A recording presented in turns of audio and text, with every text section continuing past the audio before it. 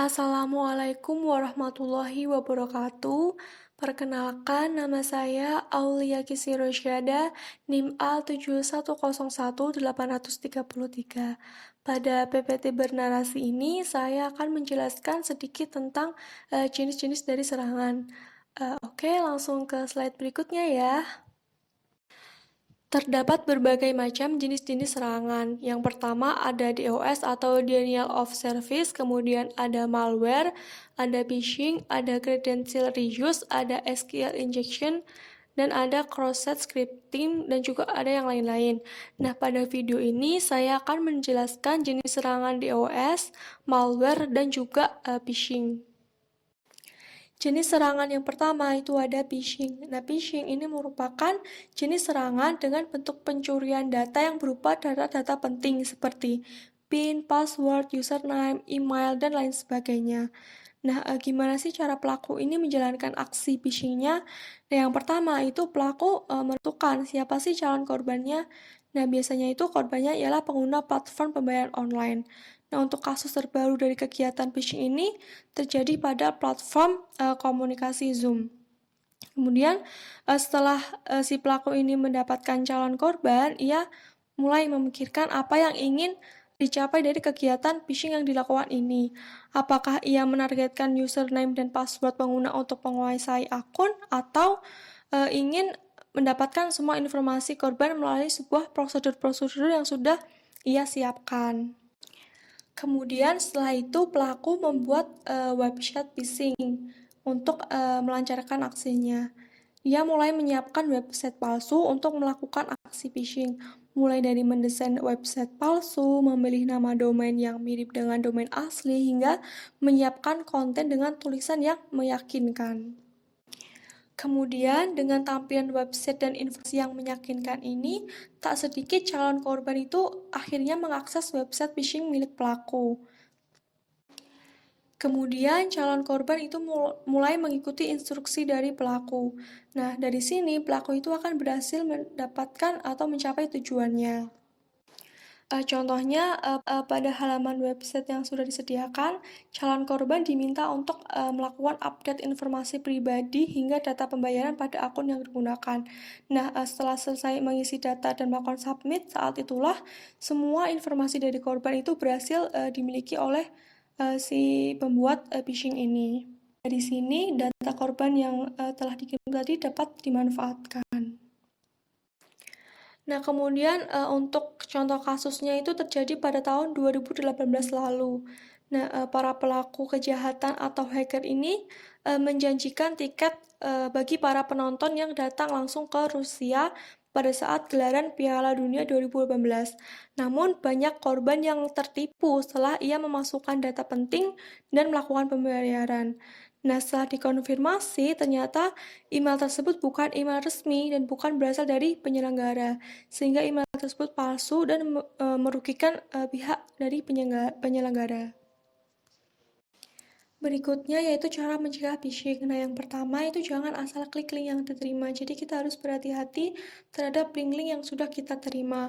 Kemudian yang kedua yaitu memastikan keamanan website yang diakses. Jadi kita harus memastikan apakah website yang kita akses itu benar-benar aman atau tidak. Kemudian yang ketiga yaitu menggunakan browser versi yang terbaru. Kemudian yang keempat yaitu waspada ketika dimintai data pribadi. Nah, kita harus berwaspada ketika sebuah web itu meminta kita untuk memasukkan data pribadi kita. Kemudian yang kelima yaitu cek akun secara rutin. Nah, langkah lebih baiknya jika akun yang sudah tidak dipakai itu dihapus, yaitu untuk menghindari pencurian data sehingga data kita itu tetap aman. Jenis serangan yang kedua yaitu ada malware. Nah, malware ini berbentuk seperti perangkat lunak yang berisi virus dan dapat merusak segala jenis data yang ada pada perangkat yang dituju. Bukan hanya merusak data saja, namun juga dapat mencuri data dari perangkat yang sedang diretas. Nah, serangan ini masuk ke perangkat saat kita mengunduh suatu file hingga selesai diinstal. Nah, contoh yang yang paling sering terjadi itu adalah ketika kita menginstal sebuah software crack yang berasal dari internet dan kemudian ada beberapa peringatan virus dari komputer. Nah, itu tandanya bahwa software yang kita install itu dicurigai itu mengandung virus yang dapat membahayakan komputer kita. Kemudian kerugian dari malware yang pertama yaitu dapat menyebabkan kerusakan pada sistem komputer. Nah, komputer itu bisa menjadi lambat karena sudah disisipi virus hingga merusak sistemnya.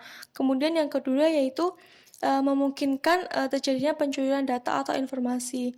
Nah, ini sangat merugikan karena malware bisa mencuri informasi pribadi dari si pengguna.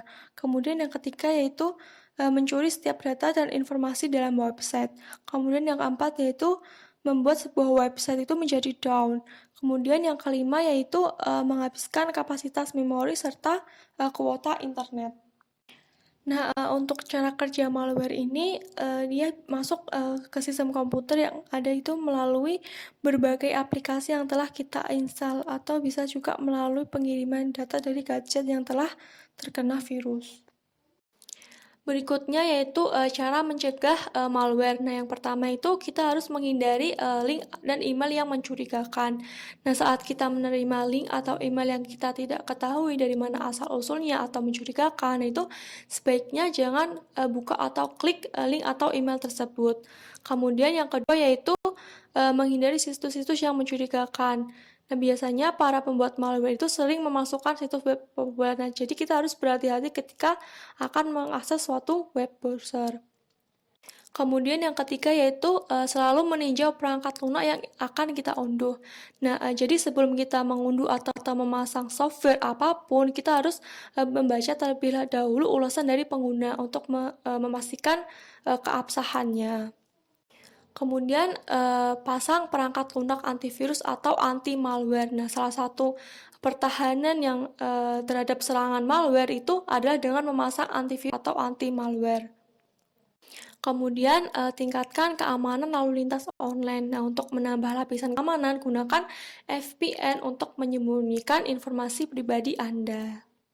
Berikutnya yaitu serangan DOS atau Denial of Service. Nah, DOS ini merupakan cyber attack yang bekerja dengan melumpuhkan sebuah website agar tidak bisa diakses oleh pengguna lain.